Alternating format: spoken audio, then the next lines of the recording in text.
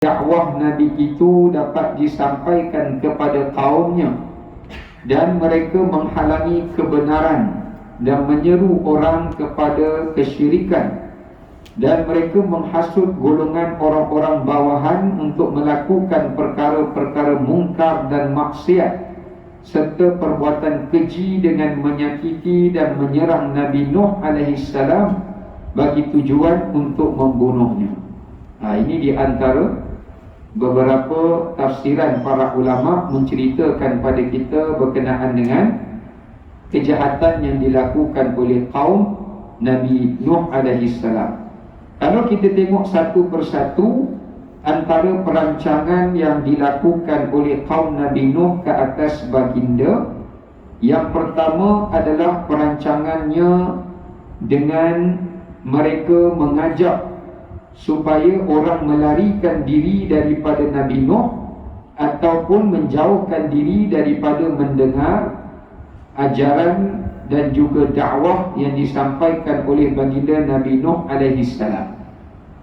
Maknanya mereka dah viral, mereka dah hasut, dan mereka dah bagi tahu kepada semua orang yang mereka temui, supaya kalau mereka terdengar apa sahaja ucapan, perkataan, ajakan, seruan yang diucapkan oleh Nabi Nuh alaihissalam, sumbatkan telinga kamu dengan apa-apa atau masukkan jari kamu ke dalam telinga kamu agar kamu tidak mendengarkan apa yang diserukan oleh baginda Nabi Nuh alaihissalam. Ini kita boleh tengok di dalam surah Nuh pada awalnya. Allah menyatakan dalam firman Allah Subhanahu wa taala, ja'alu asabi'ahum fi adhanihim. Pertama, bila Nabi Nuh datang mendekati mereka, mereka segera masukkan jari mereka dan ibu jari mereka di telinga. Kemudian mereka pergi meninggalkan Nabi Nuh alaihissalam, kerana pihak ketua-ketua daripada kaum Nabi Nuh ini telah memberitahu apa yang diseru oleh Nabi Nuh itu benda yang menyesatkan. Rupanya Nabi Nuh ni ketika berdakwah, dia dituduh oleh masyarakat sebagai pengamal ajaran sesat, walhal baginda mengajak orang kepada kebenaran.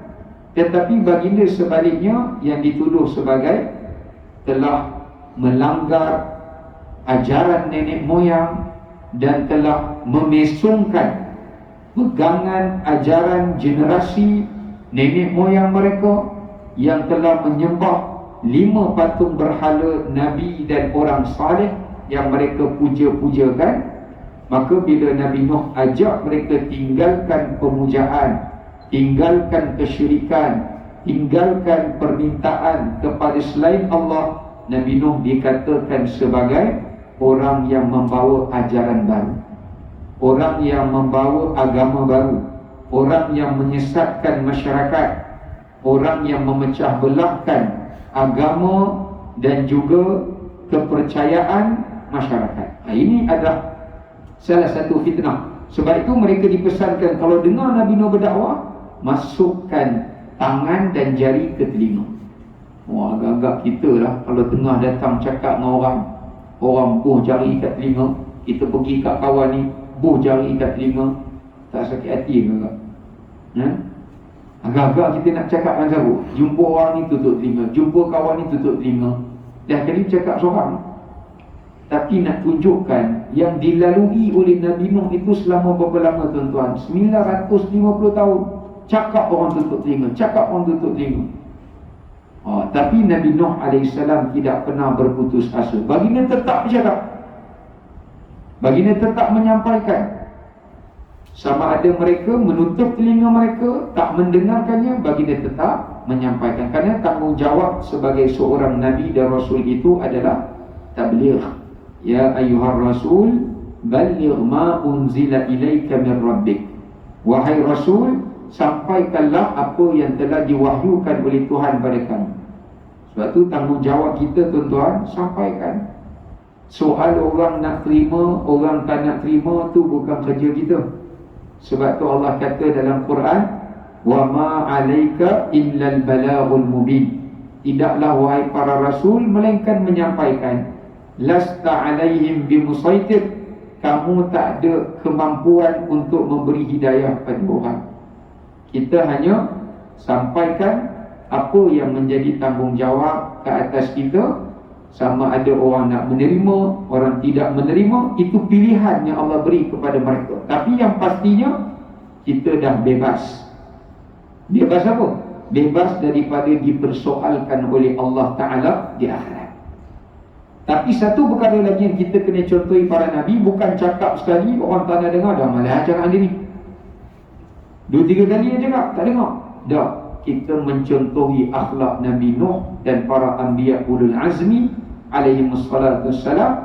Mereka berulang-ulang cakap walaupun orang tak suka. Berulang-ulang cakap walaupun benda sama, walaupun orang tak terima, tapi berulang-ulanglah. Sebab apa? Kerana kata yang disebutkan oleh Hamka di dalam tafsir Al-Azhar, kerana dia mengatakan kamu tidak tahu pada waktu bilakah Allah menurunkan hidayah kepadanya, dan kamu tidak tahu pada saat bilakah ucapan kamu yang menjadi asbab membuka hatinya untuk dia mendapatkan hidayah. Mungkin kita cakap kali pertama tak masuk lagi, cakap kali kedua tak masuk, mungkin kali ke-1000 pun sampai. Sebab jenis hati dia macam tu. Jenis hati yang liat lah, payah lah, ya, maka dia memerlukan masa untuk dilunakkan hati tersebut. Kemudian perancangan mereka yang kedua, wastabshaw thiyabahum. Bila mereka nampak Nabi Nuh, mereka akan ambil kain mereka, mereka tutup muka mereka dan mereka melarikan diri. Yakni mereka merancang, mencerca dan menghina dan mengejek Nabi Nuh dengan mengatakan baginda orang yang tidak siuman, orang gila. Bila nampak Nuh datang, ambil tutup, seolah-olah tak nampak. Ada yang mengatakan kerana mereka mendakwa baginda itu tukang sihir. Kalau kamu tengok dia, kamu dengar apa dia cakap, kamu akan disihir. Baik, lari daripada dia. Nak elakkan kena pukau, nak elakkan kena jampi. Bila tengok baginda, ambil kain, tutup wajah kalian, jangan memandang ke arahnya, jika tidak kalian akan dipukau. Sampai tahap gitu, ya. Yang ajaibnya, Nabi Nuh tak pernahlah ambil batu guling-guling jadi arnab. Yang tu tukang sihir. Nabi Nuh bukan orang yang menjadi penghibur pada orang lain, ya. Baginda bukannya orang yang buat seloka, buat pertunjukan kepada orang ramai. Kalau yang tu magician, logik lah. Ya, baginda menyampaikan dakwah. Sebab tu ada orang tanya, apa mukjizat Nabi Nuh? Setiap Nabi kan ada mukjizat, tapi kita baca dalam Quran, macam tak perasan pula apa mukjizat Nabi Nuh. Ya, kuklah macam Nabi Musa ada cerita lah, tongkat jadi ular. Nabi Nuh apa mukjizat dia?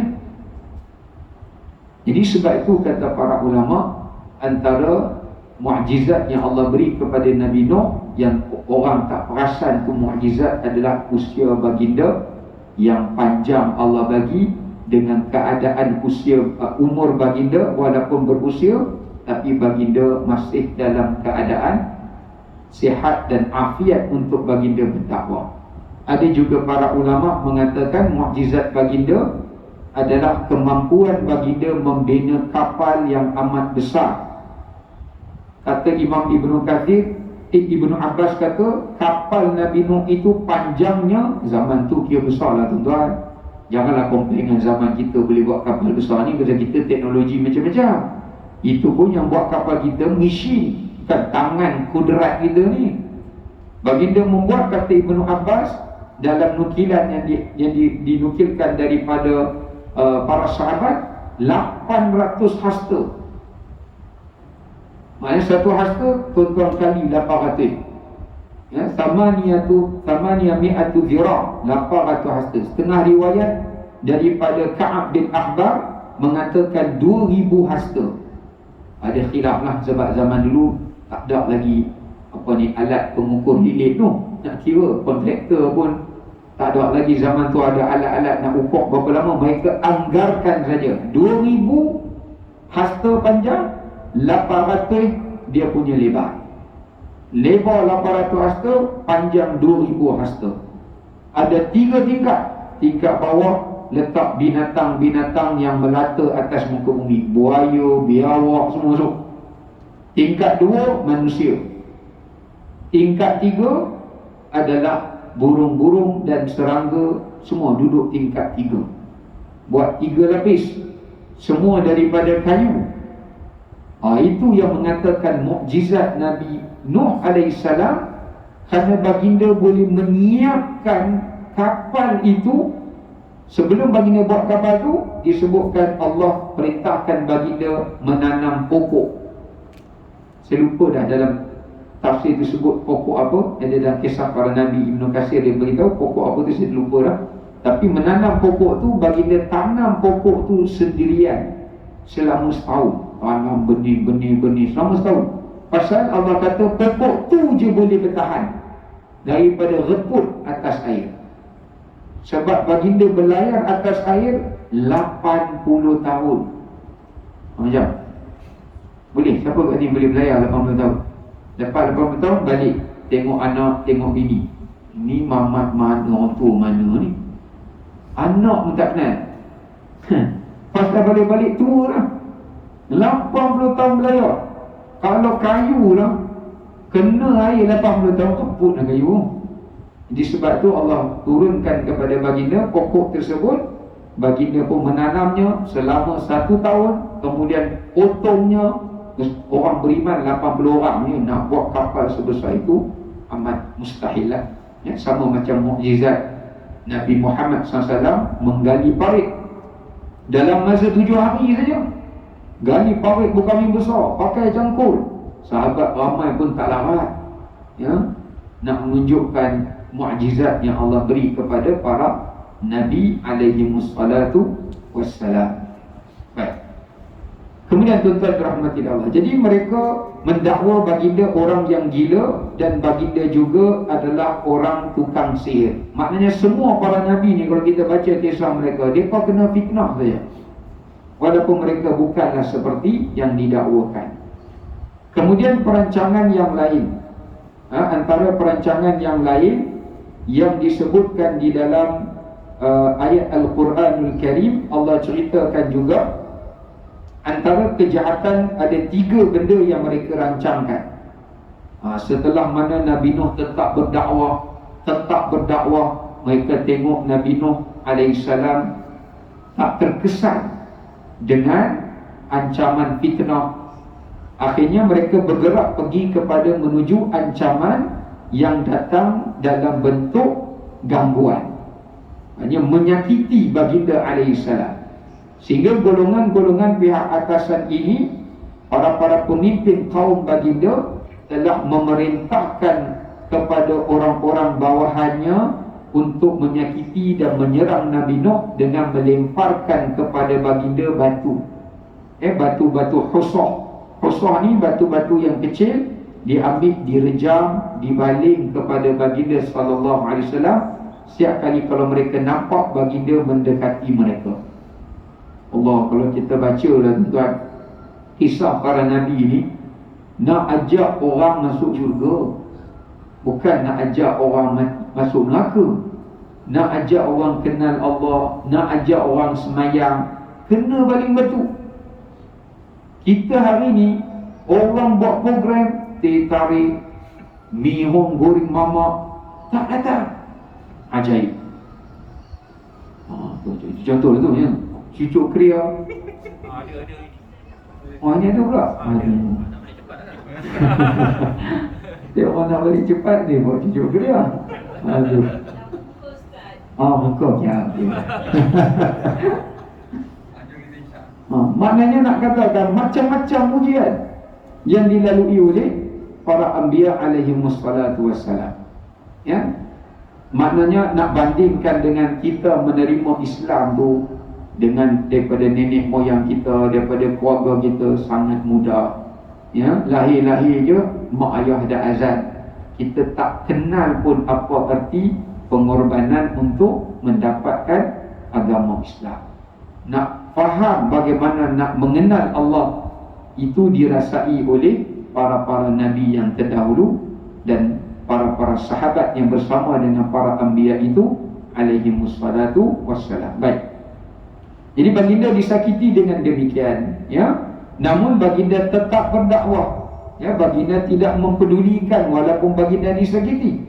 Sebab tu teringat kepada kisah Nabi SAW ketika mana lepas Abu Talib dan Khadijah meninggal dunia, Nabi pergi dakwah. Nabi balik, rambut Nabi daripada kepala, serban Nabi, baju Nabi penuh dengan debu-debu tanah. Kadang-kadang penuh dengan tanah-tanah yang berbau kencing unta. Fatimah tengok menangis. Nabi kata, kenapa menangis? Dia kata, dulu ayah keluar pergi dakwah, masa Abu Talib ada, masa Khadijah ada, ayah balik, pakaian yang dipakai ketika keluar yang sama ketika pulang, bersih, tak ada apa. Tapi sejak mereka ini tiada, ayah balik dalam keadaan berbeza keadaan. Ya, kita pergi kerja, balik kerja baju sama, cuma bau badan saja. Itu tak apalah, fahamlah kan, perlu. Ini kalau pergi kerja, balik-balik bau unta, pelik lah. Ni main mana pula unta ni? Ini nak katakan itu yang dilalui oleh perjuangan dakwah para anbiya alaihimussalatu wassalam.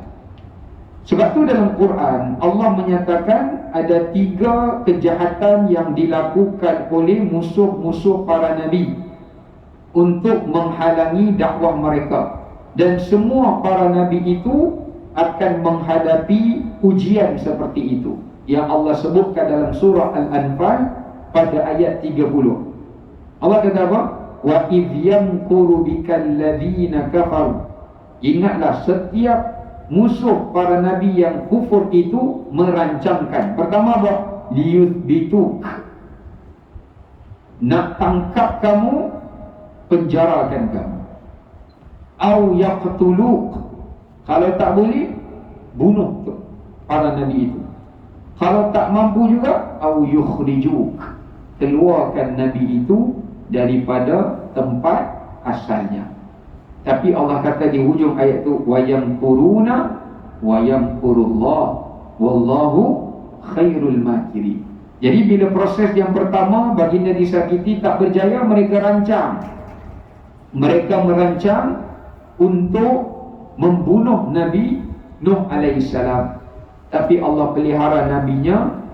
Nabi Nuh tidak dapat dibunuh. Kalau dalam riwayat Israiliyat yang saya baca, mereka upah satu orang pengikut, salah seorang pengikut Nabi Nuh yang mengkhianati baginda. Maknanya dia masuk Islam jumpa Nabi Nuh hanya atas dasar kepura-puraan, munafik. Maknanya zaman mana-mana pun dalam Nabi ni berdakwah, mesti ada orang munafik. Dia mai jumpa Nabi Nuh, dia kata saya nak masuk Islam. Nuh seronok. Sebenarnya dia masuk kerana dia nak mendapat kepercayaan baginda, kemudian dia nak melaksanakan tugasnya, jadi untuk membunuh baginda alaihissalam. Ya, tapi malaikat Jibril alaihissalam telah memberitahu akan hal itu kepada baginda. Maka baginda pergi mendatanginya dan memberitahu, engkau datang memeluk agamaku ini adalah untuk membunuhku. Dia dengar begitu, dia pelik lah. Dia kata, apa bukti? Pada sakumu ada pisau. Cek, betul ada. Jadi dia kata, siapa yang mengkhabarkan kepadamu? Dia kata, Tuhanku. Oh, dia kata, sebelum ni orang kata hang gila. Tapi bila tengok apa yang kamu cakap tu betul, bahkan kamu boleh diberitahu tentang apa hasratku dan apa tujuanku. Last sekali dia pun menyerah diri kepada baginda Nabi Nuh alaihissalam. Ya, maka ini menunjukkan perancangan untuk membunuh baginda juga tidak berjaya. Dan akhirnya mereka merancang untuk menghalau baginda daripada tempat tinggal baginda. Itu yang menyebabkan Nabi Nuh berdoa dalam ayat yang kita bacakan ini, yang akhirnya menyebabkan Allah menurunkan bah banjir tadi. Baik. Kemudian dekat sini ada pengajaran yang boleh kita ambil, tuan-tuan. Pengajaran dia adalah sebaik-baik mukmin itu adalah mereka yang bersabar dan bergaul dengan manusia, berbanding orang-orang beriman yang tidak bersabar dan tidak bergaul dengan manusia. Sebab semua para nabi alaihissalatu wassalam, mereka bergaul dengan masyarakat.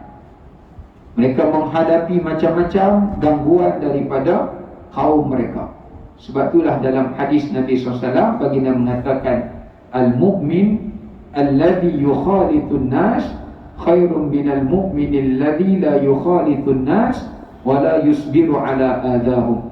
Orang beriman yang bercampur dengan orang ramai dan bersabar dengan karenah mereka lebih baik di sisi Allah daripada orang beriman yang sibuk buat ibadat.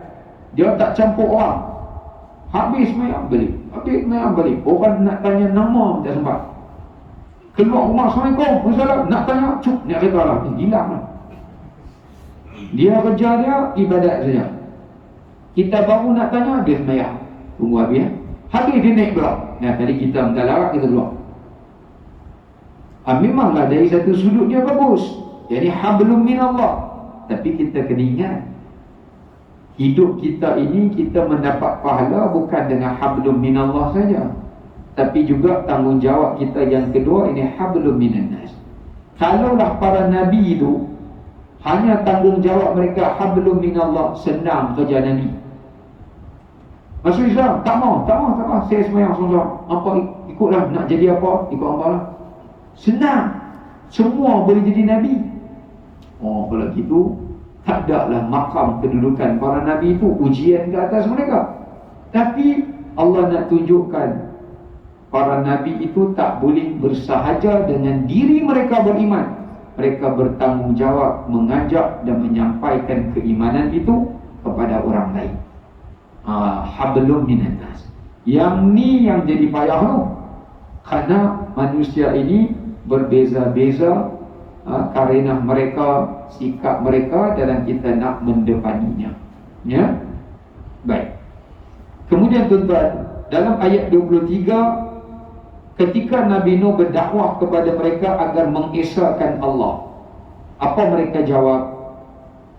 Mereka berkata, Allah berfirman, wa qalu la tadharunna alihatakum وَلَا تَذَرُنَّ وَدًّا وَلَا سُوَاعًا وَلَا يَغُوثَ وَيَعُوقَ وَنَسْرًا. Kata Allah, ketua-ketua mereka di kalangan pemimpin kaum Nabi Nuh itu berkata dengan menghasut kepada orang-orang bawahannya. Sebab itu tuan-tuan, Islam ni dia tak boleh sekadar kita ada agama, kita ada hujah, kita ada fakta. Tapi kalau nak menjayakan dakwah, kita kena ada kuasa.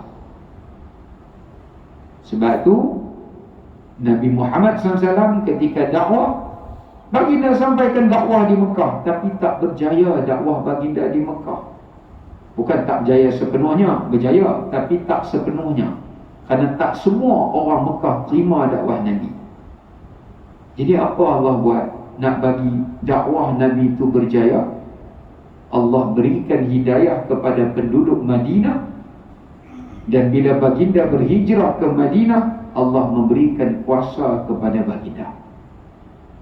Dengan kuasa sebagai pemimpin di Madinah itulah baginda sallallahu alaihi wasallam dapat mengembangkan dakwahnya, ajarannya, syariatnya, sehingga Mekah ditakluk, Rom pun dapat dakwah, Parsi pun dapat dakwah, sehingga mereka memperakui Islam sebagai agama yang benar.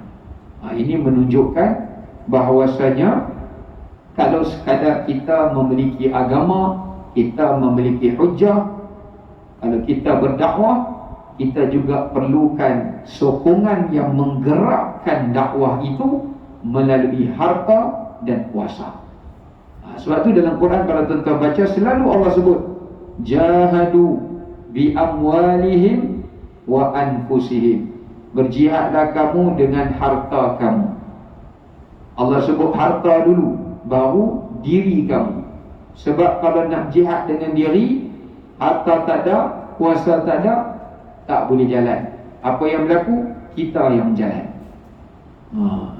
Sebab tak mampu untuk menggerak. Sebab tu ketika baginda memulakan dakwah baginda di Mekah, Allah memberikan asbab melalui Sayyidatina Khadijah radhiyallahu anha dan Abu Talib untuk dakwah Nabi dapat bergerak. Tapi Allah nak menunjukkan bukan kejayaan dakwah baginda itu kerana mereka. Allah wafatkan Sayyidatina Khadijah dan matikan Abu Talib, dan Allah tunjukkan bagaimana Allah Ta'ala sebaik-baik penjaga kepada Nabi SAW dan memberikan kejayaan, kekuasaan kepada baginda melalui pemerintahan baginda di Madinah. Tapi Nabi Nuh AS tak dapat. Bukan semua para Nabi Allah bagi rezeki mereka dalam dakwah sama. Macam saya sebut minggu lepas, Nabi Daud, Nabi Sulaiman paling senang dakwah. Sebab mereka awal-awal jadi raja lah. Jadi mereka nak dakwah senang. Nabi Yusuf pun senang.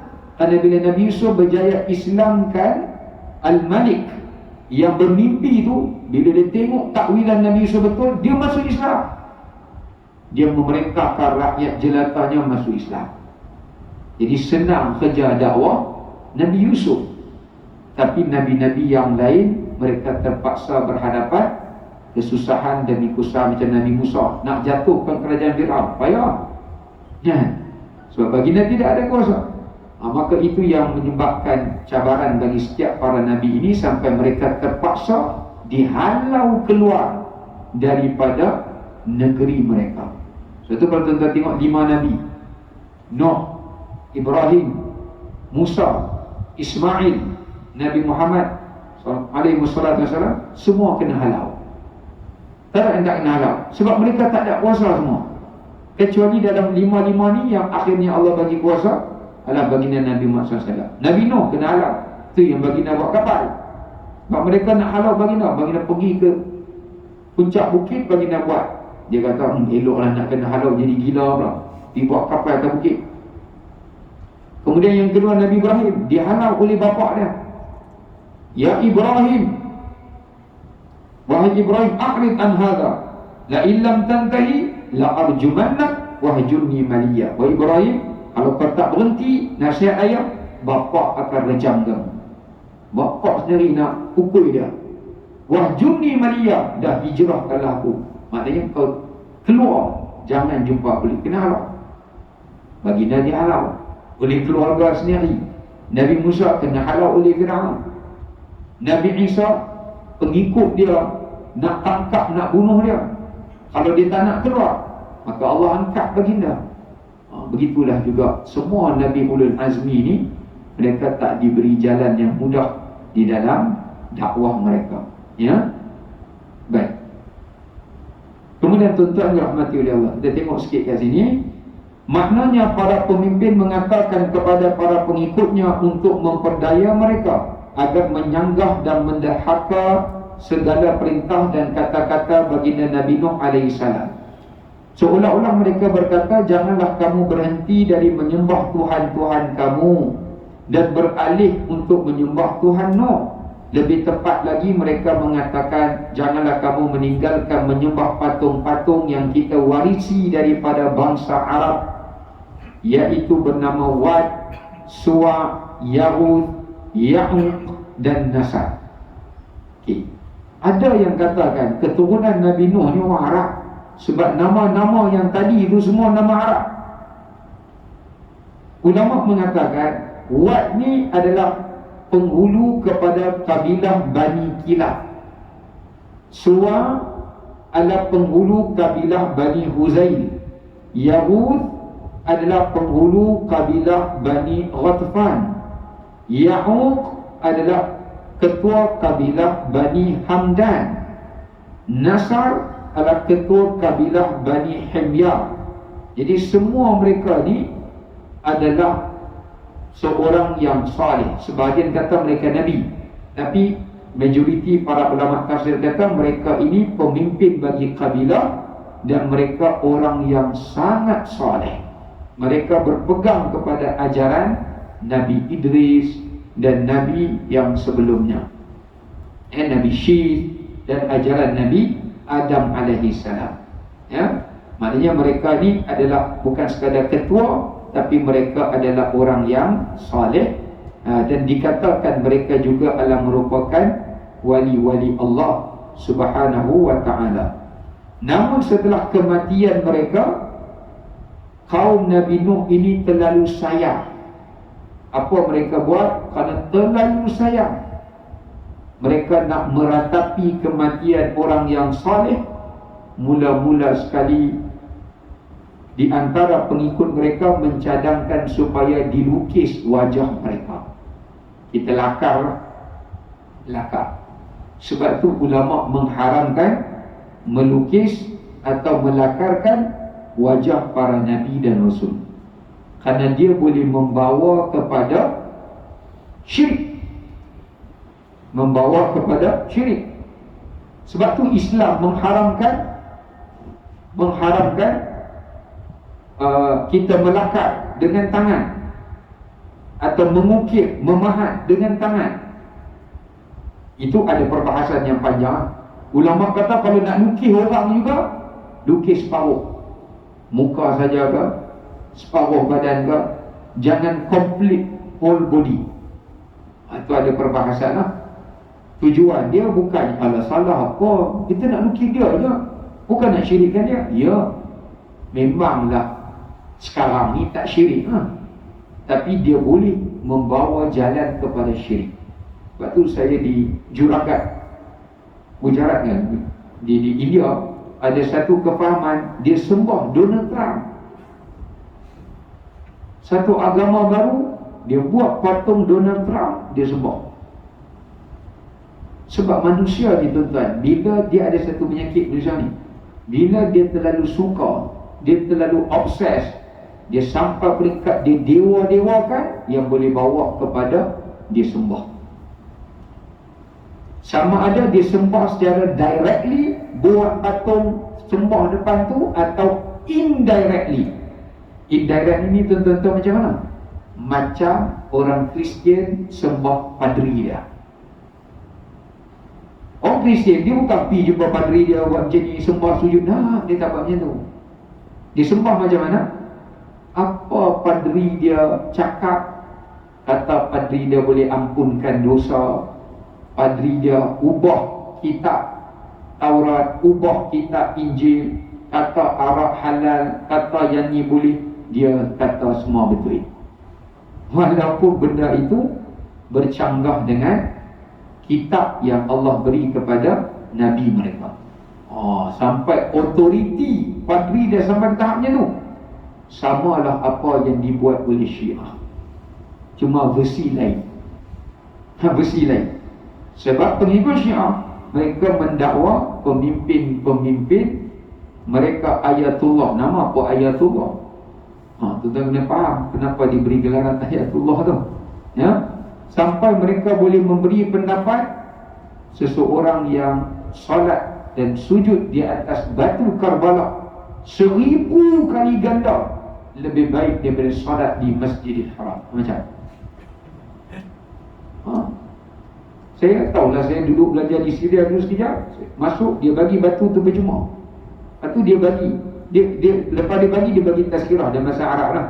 Gitu, semayang sujud atas ni 1000 kali ganda lebih daripada Masjidil Haram. Saya kata lah, macam mana boleh tahu 1000? Dia kata sebab Masjidil Haram tu diberkati hanya dengan doa Nabi Ibrahim. Karbala, sebab batu tu buat ada Karbala, tanah Karbala. Dia pergi ambil tanah Karbala kat Iraq tu, bawa balik, dia buat proses. Ya.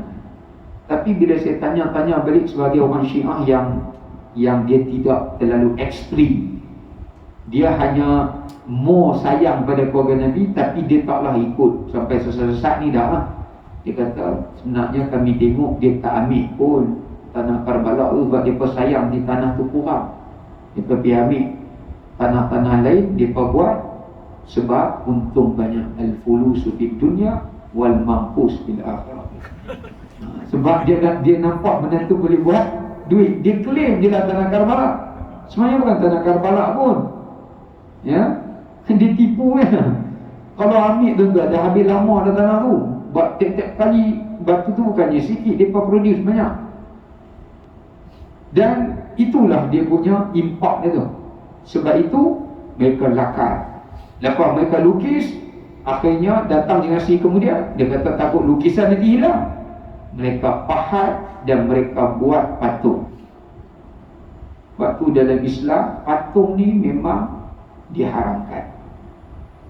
Dan bukan sekadar haram membuatnya. Sebab tu dalam hadis Nabi kata asyaddan nas fi azaban finnar, orang yang paling berat siksaan azabnya dalam neraka, pertama orang yang disebutkan orang yang mensyirikkan Allah, orang yang mengajak orang, menyeru orang pada syirik.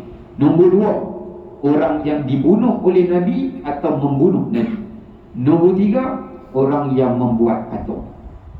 Sebab tu kita ni ada setengah tempat di Mat Saleh kan, dia suka buat patung lilin tu. Aktor Hollywood, Bollywood, benda semua kan. Kita main sebelah ambil gambar.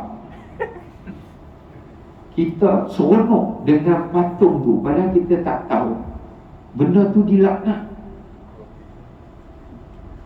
Berapa ramai orang duk share gambar saya bersama dengan patung. Memang patung tapi real. Kita pergi ambil gambar, hantar orang, hui seronok, aku dapat ambil gambar dengan Tom Cruise. Dia duk Tom juga, Tom tak kurus-kurus. Ambil gambar, bangga. Padahal patung tu dilaknat oleh Allah. Kerana bila orang bina patung, dia apa tujuan bina patung?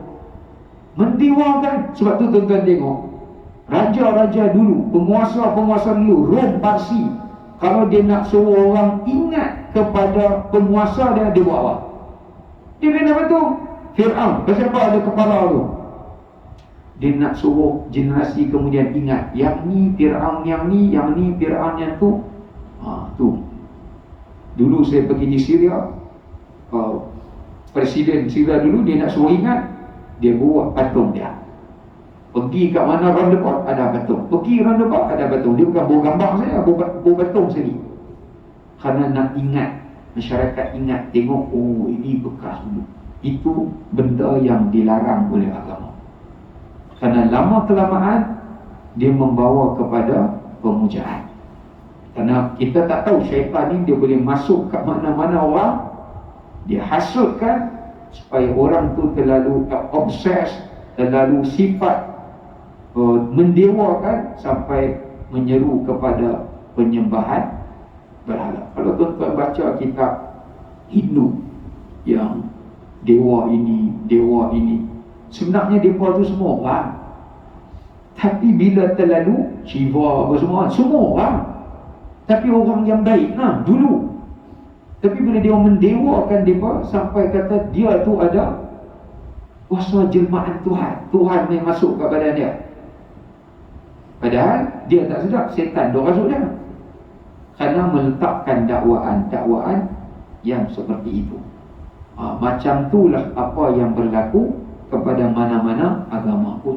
Sebab itulah Nabi bersabda dalam hadis, Allah melaknat Yahudi dan Nasara kerana bila wafatnya Nabi mereka membina tempat sujud ataupun tempat ibadah di kubur Nabi mereka. Dan mereka bukan lagi sujud kerana Allah atau ke arah kiblat, tapi mereka sujud pada kubur Nabi itu. Kalau tuan-tuan tak percaya, pergi ke masa saya hidup kat Jordan, ada kubur 3 orang sahabat Nabi terkorbankan, Zaid bin Harisah, Ja'far bin Abi Talib, ya, kemudian seorang lagi iaitu Abdullah ibn Abu Ubaidah ibn Al-Jarrah. Ada 3 orang. Abdullah ibn Rawahah, 3 orang. Dan 3 kubur ni yang cantik hias Ja'far bin Abi Talib saja. Pasal dia keturunan Nabi. Kubur lain tu orang tak main, melainkan student-student Malaysia lah. Kubur Ja'far tu bila mereka masuk, mereka salat kat kubur tu membelakangkan kiblat. Dan mereka bawa batu tu. Kita nak kata apa? Tengok je lah cara mereka. Tapi bila dia tengok kita, dia buat macam sujud sajalah, bukan macam semayang. Dan lama kelamaan benda-benda yang seperti ini boleh merosakkan akidah, dan itulah yang dihadapi oleh baginda Nabi Nuh alaihi salam kepada umatnya, daripada 5 orang tersebut. Baik. Samalah juga ulama kata macam orang Arab menyembah Uzza. Uzza ni dulu orang daripada kabilah Bani Sulaim, Al-Lata daripada Bani Saqif, Al-Qudaid daripada Bani Khuza'ah, Al-Manat daripada Bani Jusham, Al-Asaf, Nailah, Hubal. Ni semua nama berhala yang asalnya ketua-ketua mereka yang baik, lalu mereka pergi sembahnya. Yang kita kata Al-Lata, Al-Uzza, Al-Manat, itu semua nama orang. Tapi mereka pergi buat berhala. Dia kata orang ni adalah Tuhan. Nak dekatkan diri pada Allah, kita kena pakai patung ni. Tak pakai patung ni, kita punya amalan tak naik, rezeki kita tak sampai. Kalau moden punya, tangkal lah. Tangkal ke, azimat ke, adik-beradik lah tu. Maka itu yang perlu untuk kita pelihara. Di antara asas dan tunjangnya, yakni adalah keimanan dan tauhid pada Allah Subhanahu wa ta'ala. Baik, Allahu a'lam, kita tangguh sekadar itu untuk tazkirah kita pada malam ini. InsyaAllah kita akan sambung pada kuliah